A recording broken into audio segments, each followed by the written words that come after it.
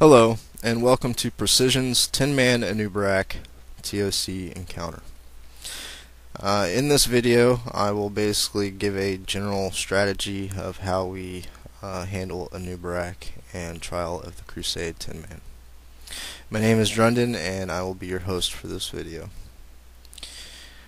Basically, in the Anub'arak fight, you want two tanks, one main tank, one off tank. The main tank will obviously be on Anub'arak, while the off tank will be tanking the larger adds. You can assign one or two ranged DPS, depending on what you have, to take down the orbs to settle the permafrost on the ground. This permafrost is needed for the off tank to put the big adds over so that the DPS can kill it. If the big add is not over a permafrost patch, the add will submerge and possibly cause issues later when it re-emerges. But in our strategy, basically what we do is on the first wave, in 10-man you only get one add. Basically we put all the ranged DPS on it, leaving melee on the boss during the whole time that the add is up.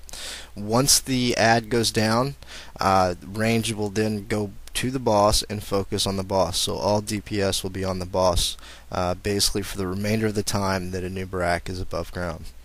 The second wave will come in, and the off tank will pick it up and get it in position to be DPS down once Anub'arak submerges underground. Basically, at that point, when Anub'arak submerges underground, melee will then take down the large add, not range, and range will take down the several small scarab-like beetles that will appear. It is pretty crucial that these adds be totally under control. If you do not get the smaller scarabs down, they can be quite a nuisance. If your main tank is being attacked by them, basically they put on a stacking debuff that could be pretty detrimental for your main tank. So as you can see, I'm just standing there. I'm not really doing much, and the reason is because I don't want to aggro any of these smaller enemies that put this debuff on you. You basically want to pretty much stay away from them as a tank. During his underground phase, basically he focuses on a random raid member, and he will chase them with spikes from underground. This raid member needs to basically put themselves on the other side of a permafrost patch.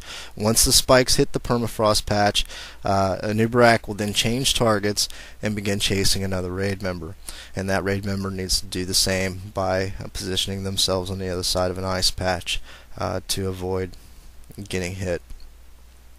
As you can see, I kind of just stood still. I wait for the mob to come to me.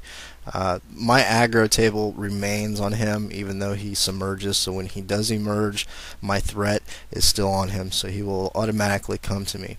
This gives me control in the fight. It allows me to know where I'm going to have him positioned for each fight, and it also allows the off tank to have a pretty good consensus of what they're going to do with the adds as they come in. It's pretty much a rinse and repeat phase.